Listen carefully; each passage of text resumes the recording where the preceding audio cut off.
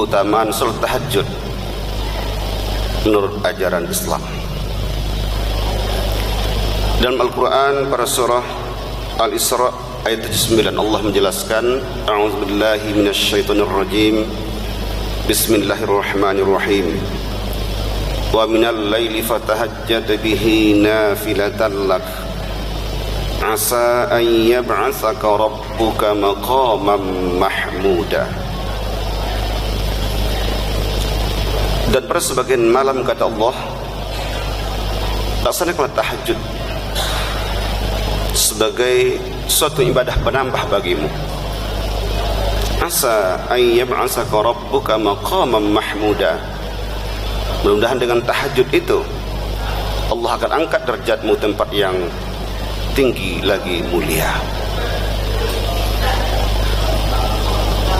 Salah satu solat sunat yang disebutkan dalam Al-Quran adalah salat tahajud. Itu artinya bahwa tahajud sangat-sangat dianjurkan oleh Muhammad Rasulullah. Bahkan dalam Al-Quran ditegaskan secara jelas bagaimana keutamaan yang terdapat dalam salat tahajud itu sendiri. Melalui Al-Quran dan Sunnah Rasulullah serta pendapat para ulama, sangat banyak keutamaan atau fadail, keistimewaan melaksanakan salat tahajud ini. Dalam ceramah singkat ini saya akan menyampaikan ada 7 macam keutamaan melalui melaksanakan salat tahajud. Yang pertama adalah dengan salat tahajud yang baik dan benar, insya Allah Allah akan angkat derajat dan martabat ke tempat yang mulia dan terpuji. Seseorang yang ikhlas beribadah kepada Allah, apalagi dilaksanakan sepertiga malam terakhir, sesuatu yang sangat-sangat bagus ibadah kita kepada Allah.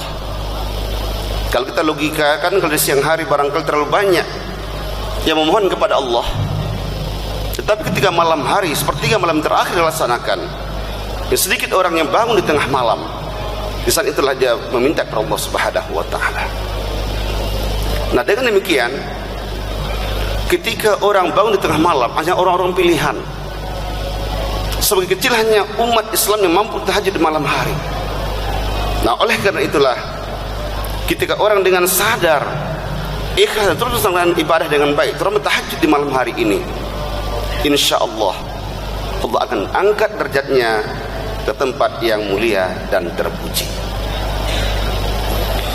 Yang kedua adalah tahajud merupakan salat sunat yang paling diutamakan. Sekian banyak salat yang dianjurkan oleh Muhammad Rasulullah. Juga dalam Al-Quran ditemukan bahwa salat tahajud inilah yang terdapat dalam Al-Quran, dan kemudian juga terdapat pada salat duha. Karenanya kenapa dikatakan merupakan salah satu salat yang dianjurkan oleh Muhammad Rasulullah? Karena memang salat ini sangat-sangat dilaksanakan oleh para anbiya. Bahkan juga istilah tahajud sendiri dijelaskan dalam Al-Quranul Karim. Oleh karena itulah dikatakan tahajud salah satu salat sunat yang paling diutamakan oleh ajaran agama Islam kita yang tercinta ini.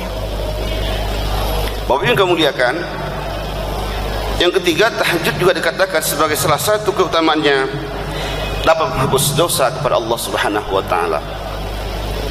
Ketika kita rajin beribadah kepada Allah, bangun di tengah malam, istighfar kepada Allah, minta ampun kepada Allah dengan setulus hati kita, maka insya Allah ini sangat memberikan peluang kepada kita. Dengan kekhusyukan dalam beribadah dan berdoa itu, Allah akan ampuni salah dan dosa kita. Hanya orang yang sombong sajalah yang tidak mau minta ampun kepada Allah Subhanahu wa taala. Tetapi bagi orang yang merasa hidupnya penuh kesalahan dan dosa selama ini, di saat tahajud itulah, di saat doa-doa yang dilaksanakan setelah sholat tahajud itu jugalah yang paling banyak dilakukan untuk minta ampun kepada Allah. Kemudian Allah akan ampuni salah dan dosa kita karena ikhlas dalam beribadah dan juga mengharap dari Allah Subhanahu wa taala. Yang keempat, keutamaan tahajud adalah doa orang yang beribadah. Doa orang tahajud itu Allah akan ijabah.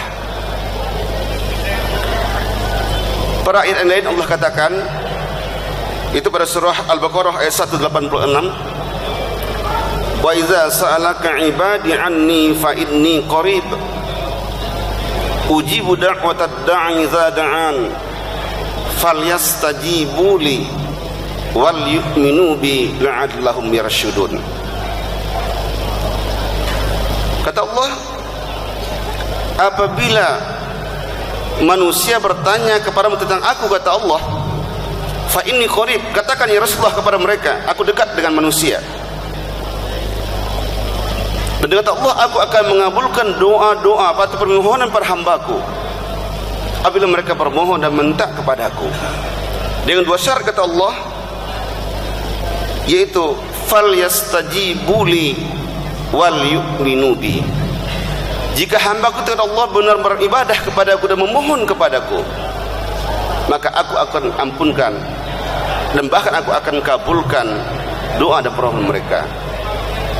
Melaksanakan amal ibadah dan benar-benar beriman kepada Allah dengan tulus dan ikhlas, salah satu isyarat kata Rasulullah, doa akan diijabah Allah Subhanahu wa taala. Nah, oleh karenanya salah satu keutamaan dalam salat tahajud ini adalah insyaallah doa kita akan diijabah oleh Allah Subhanahu wa taala. Yang kelima, tahajud dalam segi ilmu kedokteran sangat dapat diterima karena ia merupakan dapat melancarkan aliran darah manusia, terutama ketika sujud berlama-lama. Salah satu isyarat Rasulullah ketika sholat dilamakan sujudnya, karena darah mengalir ke otak dan akhirnya tidak dapat menunjukkan kesehatan bagi orang melaksanakan sholat itu sendiri, termasuk lama melaksanakan sujud itu. Oleh karenanya kata Rasulullah, dengan tahajud ini insya Allah semakin sehat manusia atau melancarkan aliran darah bagi pelaku sholat tahajud itu sendiri. Yang keenam adalah melalui tahajud dilaksanakan dengan ikhlas dan tulus kepada Allah Subhanahu wa taala akan mampu menghilangkan kecemasan atau depresi. Salah seorang pakar di Indonesia berkata dengan psikologi dan konseling termasuk kesehatan mental adalah Profesor Dr. Dadang Hawari. Beliau katakan bahwa orang-orang yang melaksanakan ibadah dengan baik termasuk tahajud di dalamnya, maka ia akan terhindar dari penyakit mental disorder atau terhindar dari penyakit mental yang rusak. Nah, karena itulah ketika hamba Allah bangun di tengah malam melaksanakan tahajud dengan baik dan ikhlas kepada Allah Subhanahu wa taala, maka amal ibadah yang dilaksanakannya itu akan mampu memberikan sinar kehidupan bagi dia dan termasuk menghilangkan kegelisahan dalam hidup dan kehidupan kita. Ketika ada satu persoalan, bukan mengadu sama orang lain, bahkan bukan kita lari ke dukun minta pendapat kepada mereka, tapi laporlah, mengadulah kepada Allah Subhanahu wa taala di tengah malam tadi. Yang paling tepat adalah ketika melaksanakan salat tahajud itu. Demikian juga apa yang disampaikan oleh Profesor Dr. Zekeh Derajat dalam buku Ilmu Jiwa Agama. Beliau mengatakan ada 3 keutamaan agama bagi manusia, atau ada 3 fungsi agama bagi manusia.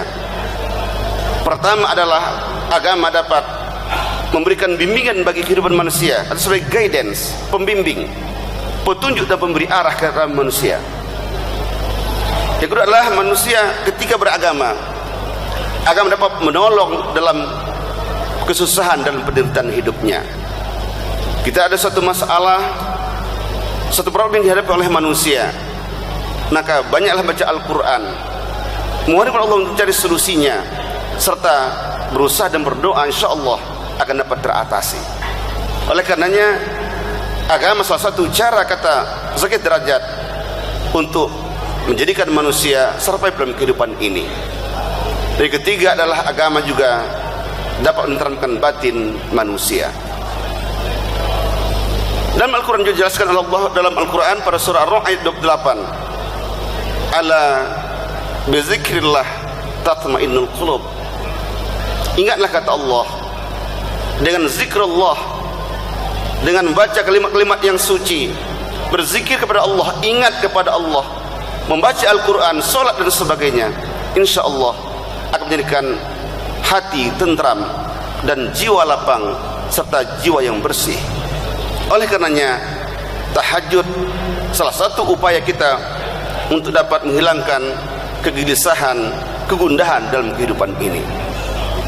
Dan terakhir, yang ketujuh adalah tahajud salah satu kunci untuk membuka surga, mudahnya umat Islam, orang-orang iman masuk pada surga Allah sebagai balasan bagi orang beramal ibadah di dunia ini.